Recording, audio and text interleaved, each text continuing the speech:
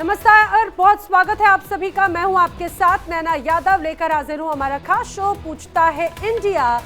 और आज बात दिल्ली ब्लास्ट की, इंटरनेशनल कनेक्शन की। जी हां, दिल्ली ब्लास्ट हुई और इस दिल्ली ब्लास्ट में जब जांच के बाद में कई बड़ी बातें सामने आ रही हैं। जांच में जुटी तमाम एजेंसीज को मामले के तार पाकिस्तान के अलावा दूसरे देशों से भी जुड़ते हुए नजर आते हैं। जांच के दौरान सामने आया कि डॉक्टर मुजम्मिल ने तुर्की की यात्रा की थी। सूत्रों की माने तो जांच एजेंसीज को यह शक है कि उसकी ये यात्रा जैश मोहम्मद के नेटवर्क से कनेक्टेड है और लौटने के बाद ही डॉक्टरों ने देश के अलग अलग शहरों में सक्रिय होने का प्लान बनाया। जांच एजेंसीज को शक है कि जैश के हैंडलर्स ने ही उन्हें देश भर में फैले जाने के निर्देश दिए और उसके बाद ही डॉक्टर्स ने फरीदाबाद, सहारनपुर और देश के अलग अलग शहरों को चुना। अब समझिए, जिस रूप में ये बड़े खुलासे हो रहे हैं वो कितनी ज्यादा महत्वपूर्ण हो जाती है। एक तरफ पीओके, पाकिस्तान अधिकृत कश्मीर में आतंकियों की एक बैठक होती है जिसमें जैश ए मोहम्मद और लश्कर तैयबा के कई टॉप कमांडर्स शामिल हुए। देखिए, ये जो आप तस्वीर देख रहे हैं ये पीओके की ही जमीन पर हुई इस बैठक की तस्वीर है। और इस तस्वीर में जरा आप गौर फरमाइएगा कौन कौन शामिल हुआ है। इस बैठक में शामिल हैं आतंकी, जैश ए मोहम्मद, लश्कर तैयबा के टॉप कमांडर्स। कोटली इलाके में हुई ये बैठक। लश्कर कमांडर अब्दुल रऊफ और रिजवान हनीफ इस दौरान शामिल हुए और बाकायदा न सिर्फ वो शामिल हुए बल्कि उनका फूल मालाओं के साथ में स्वागत किया गया।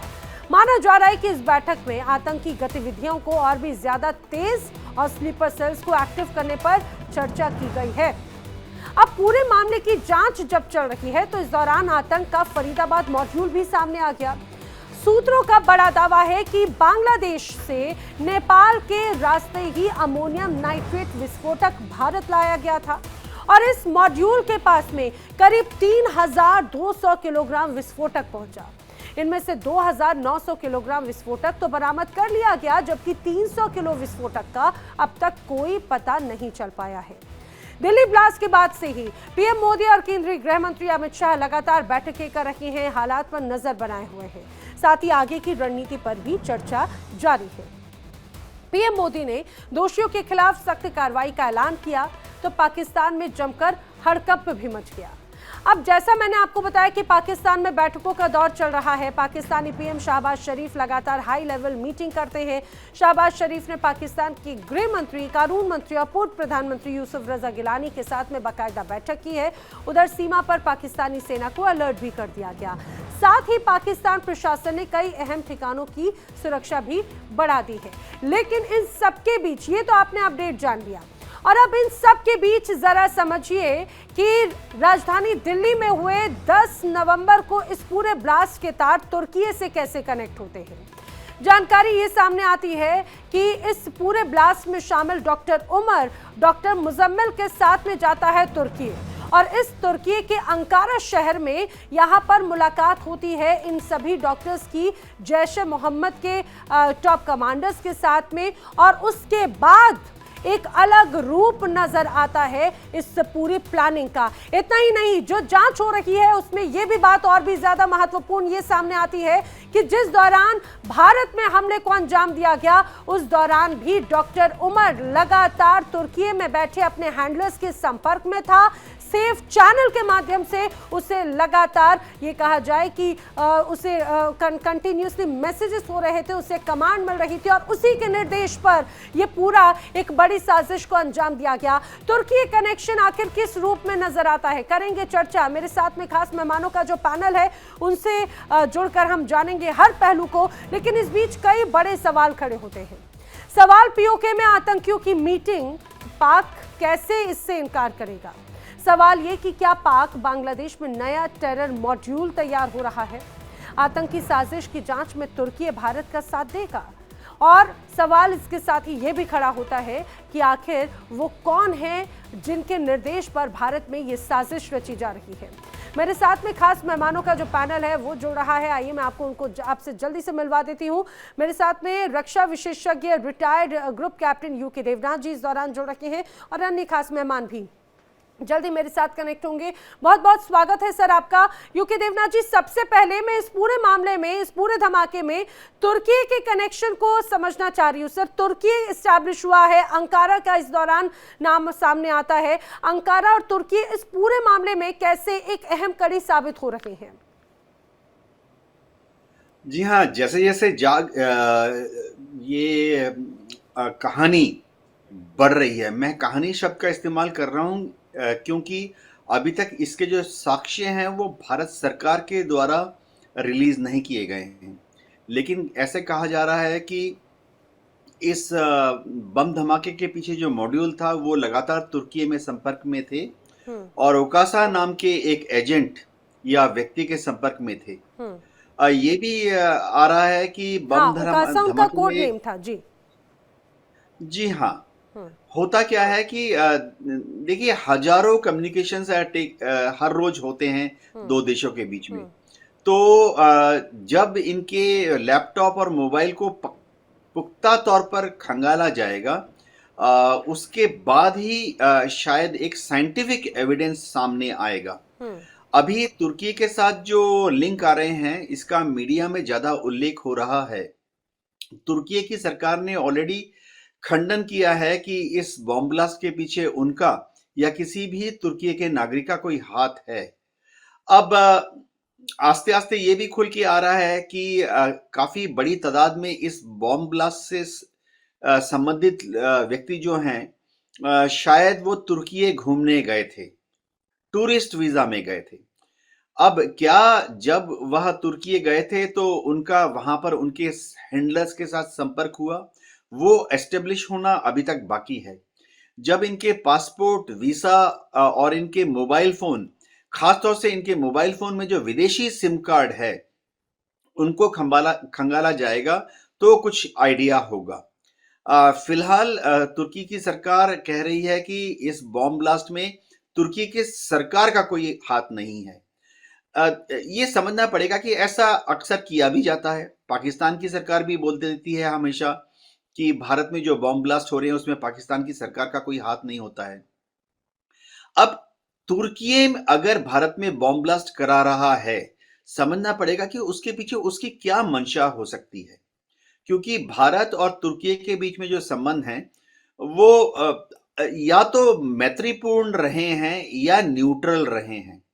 कभी भी भारत सरकार ने तुर्की के विरुद्ध कोई काम नहीं किया और इसी तरह से तुर्की ने भी हमारे खिलाफ जो काम किए हैं वो सब हमारी जानकारी के बाद ही किए हैं। जैसे कि तुर्की ने पाकिस्तान की एयरफोर्स को कुछ सपोर्ट दिया है। तुर्की ने अपनी नेवी के शिप को सिंदूर के दौरान कराची में भेजा है। तुर्की ने अपने ड्रोन्स पाकिस्तान को मुहैया कराए हैं। तो इतने से दुश्मनी इतनी नहीं बढ़नी चाहिए कि भारत ने कुछ कर दिया और अब गुस्से में आके तुर्की भारत में बॉम्ब ब्लास्ट कराने की नहीं, लेकिन सर अब भारत, और अगर मैं बात करूं खासतौर से तुर्की की, तो तुर्की और भारत के कनेक्शंस ऐसे कोई बुरे नहीं रहे। जब तुर्की मुश्किल की घड़ी में था तब हिंदुस्तान ही सबसे पहला वो देश था जिसने मदद के लिए हाथ आगे बढ़ाई। ठीक है, अपने कॉन्फ्लिक्ट्स हो सकते हैं पाकिस्तान के साथ में, उनके पर्सनल इंटरेस्ट हो सकते हैं, लेकिन मेरे साथ में कुछ और खास मेहमान भी हैं, जल्दी से मिलवा देती हूँ। रिटायर्ड ब्रिगेडियर शरदेंदु जी हमारे साथ रक्षा विशेषज्ञ के तौर पर कनेक्ट हो रहे हैं। साथ ही साथ मेरे साथ में रक्षा विशेषज्ञ के तौर पर retired major doctor Ali Shah भी इस दौरान कनेक्ट हो रहे हैं। विदेश मामलों की जानकार डॉक्टर शुभदा चौधरी भी मेरे साथ में कनेक्ट हो रही हैं। सुरक्षा के लिहाज से तो हमने समझ लिया, आप सभी मेहमानों का बहुत स्वागत है। लेकिन शुभदा, मैं आपका भी सबसे पहले रुक करते हुए समझने की कोशिश कर रही हूँ, आखिर ऐसी क्या बात है, खासतौर से जो सर ने कहा कि अभी अपने कॉन्फ्लिक्ट्स हो सकते हैं, कॉन्फ्लिक्ट्स हैं, पाकिस्तान और तुर्की हो सकता है विचारधारा के साथ में एकजुट नजर आते हो, लेकिन वो किसके साथ में स्टैंड कर रहा है ये तो पहले ही स्पष्ट हो गया था। जब इस्लामाबाद में धमाका होता है और दिल्ली में धमाका होता है तो उस धमाके को तुर्की की तरफ से किस रूप में उसके लिए रिएक्शंस आते हैं और कैसे सामान्य सा धमाका लाल किले वाले को बताया जाता है और आतंकी धमाका इस्लामाबाद वाले को तुर्की की तरफ से बताया जाता है। लेकिन अब इस पूरे धमाके में तुर्की का कनेक्शन ये क्या इस्टेब्लिश करता है? शुभदा। देखिए नैना जी, मुझे बुलाने के लिए शुक्रिया। जैसा कि सर ने बोला तो हाँ, टर्किश स्टेट ने ये बोल दिया है कि हाँ उनका कोई इन्वॉल्वमेंट नहीं है, लेकिन ये कॉन्सेप्ट होता है प्लॉजिबल डिनायबिलिटी का। अगर आप देखिएगा एंटी इंडिया एक्टिविटी जो ऑनलाइन होती है, तो दो देशों में सबसे ज्यादा एंटी इंडिया एक्टिविटी को पहलू मिलता है। एक है तुर्की और दूसरा है कतर। नेक्स्ट है कि टर्की का क्या रोल है और क्यों ऐसा कर रहा है। तो देखिए, डॉक्टर उमर नाबी और डॉक्टर मुजम्मिल दोनों 2021 में टर्की जाते हैं। अब टर्की में कम से कम 13,000-14,000 पाकिस्तानी डायस्पोरा है, 3,000 इंडियन डायस्पोरा है। इंडियन डायस्पोरा मेजरली इस्तांबुल में है, पाकिस्तानी डायस्पोरा इस्तांबुल और ज्यादा अंकारा में है। अब वो एक टेलीग्राम ग्रुप में उनकी दोस्ती होती है जिसका नाम है फरजंदन ए दरूल यानी देवबंद, और उनके जैश ए मोहम्मद के जो हैंडलर होते हैं उनका नाम है उमर बिन खताब। फिर एक डॉक्टर का मॉड्यूल बनता है कि पढ़े लिखे एजुकेटेड डॉक्टर्स को डॉक्टर मॉड्यूल में किस तरीके से रेडिकलाइज किया जाएगा, और उनको फरीदाबाद और सहारनपुर की ट्रेनिंग मिलती है। ये जो अभी बॉम्बिंग हुई उसका 2 पर्टिकुलर डेट का लक्ष्य था, एक था दिवाली और दूसरा 6 दिसंबर जो बाबरी मस्जिद का डिमोलिशन का डेट है। तो एक सिंबॉलिक जेस्चर था। अब जो अबू कासिम है, ये टीआरएफ जो एक्चुअली इन्वॉल्व है पुलवामा अटैक में, पहलगाम अटैक में, सॉरी, ये एक और नया चीज करती है। वो है इस्तांबुल में जो टर्किश क्रिप्टो करेंसी होती है, उसका क्रिप्टो करेंसी 2 तरीके का है, एक है बीटीसी तुर्क और दूसरा है पैरिबू। उसको हवाला के जरिए कन्वर्ट किया जाता है, $5 लाख यूएस डॉलर्स को लॉन्डर किया जाता है। अब टर्की का कोई बहुत स्ट्रिक्ट क्रिप्टो करेंसी को लेके केवाईसी है नहीं। अब दूसरा आपका सवाल होगा कि टर्की ऐसा क्यों कर रहा है। ये कश्मीर इशू को बार बार रिलीजियस इशू बना के ओआईसी और सब ग्लोबल प्लेटफॉर्म्स में डालना, खासकर अर्दोगान की जो एकेपी पार्टी है उसने आर्टिकल 370 के एब्रोगेशन के बाद बहुत ज्यादा इन्फ्लुएंस पे किया। अब टर्की की जो सीक्रेट सर्विस है एमआईटी जो है इंडिया में बहुत विजिबल नहीं है, लेकिन इसका बहुत ही परसेप्टेबल प्रेजेंस है, और पाकिस्तान में आईएसआई के हैंडलर्स इंडिया के फाइल्स एमआईटी के साथ एक्सचेंज करते हैं। ये एक फैक्ट है। ये 2014 से एमआईटी का ये भी काम रहा है ये देखना कि किस तरीके से मुस्लिम आइडेंटिटी इंडिया में चेंज हो रही है, क्या ग्रीवियंसेस हैं, डायस्पोरा कैसे चेंज हो रही है, सोशो इकोनॉमिक कंडीशंस क्या हैं, और ये सब। और बहुत सारी टर्किश ऑर्गेनाइजेशंस हैं जैसे दियानत, वो दिल्ली, हैदराबाद, साउथ इंडिया में, केरला, कर्नाटका में सेमिनार्स और स्कॉलरशिप्स देती हैं। बहुत सारी ऑर्गेनाइजेशंस हैं टर्किश जैसे आईएचएच और टीका जो scholarship, medical camps, cultural programmes कराती हैं।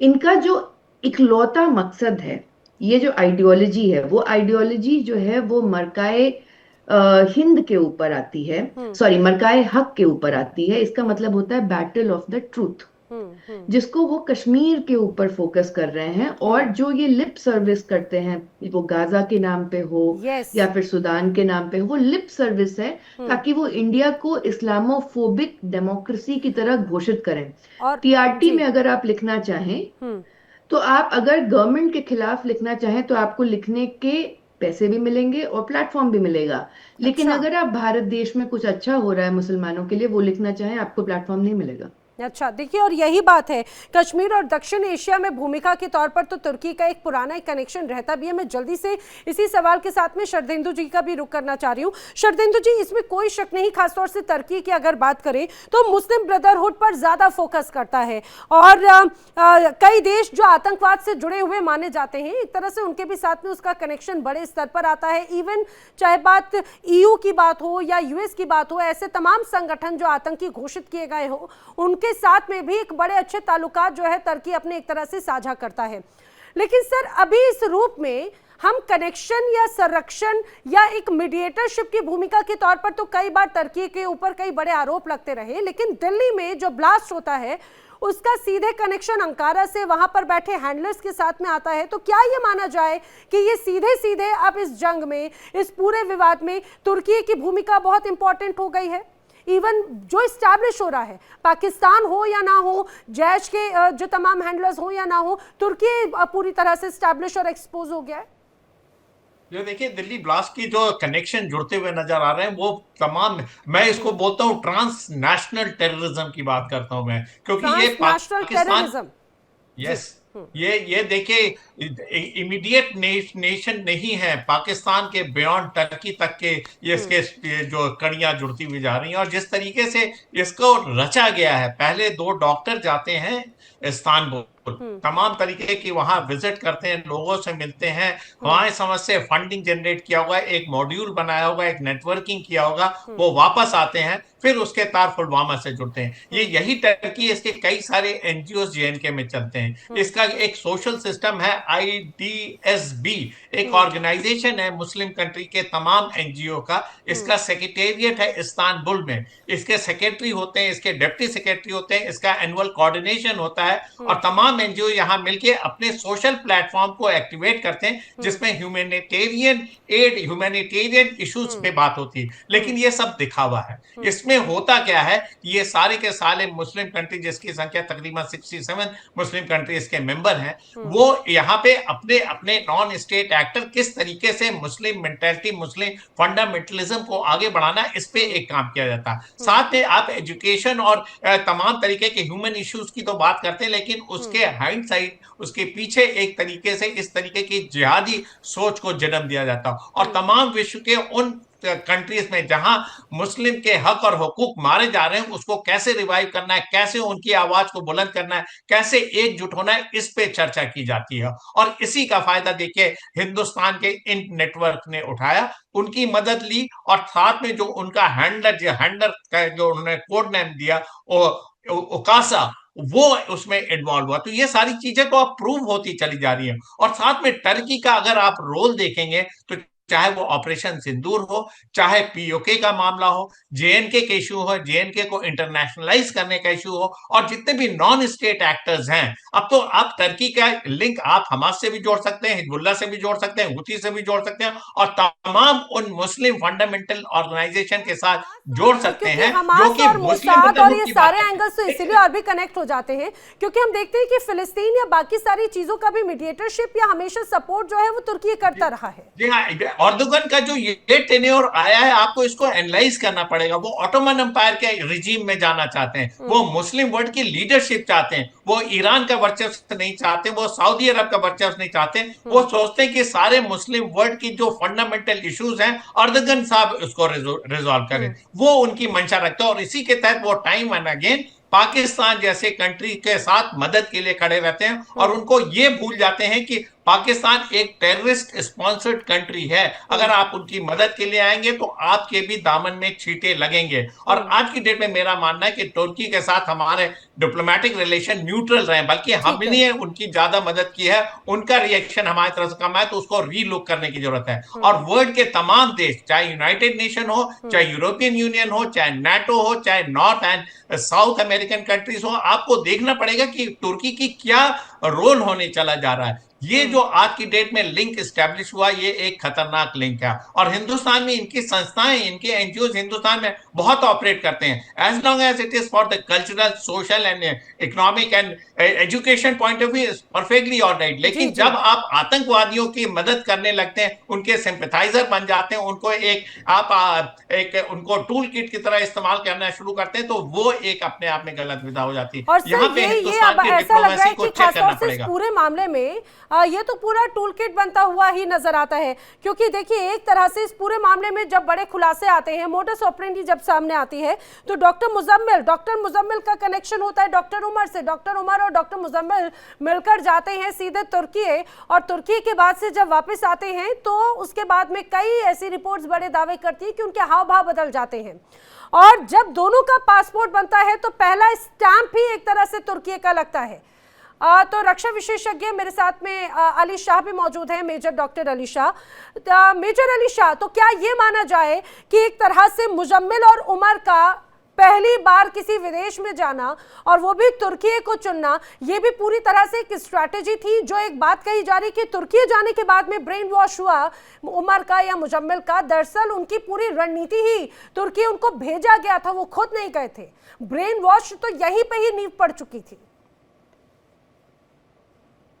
जी हाँ, ये तुर्की गए थे सन 2022-23 में, और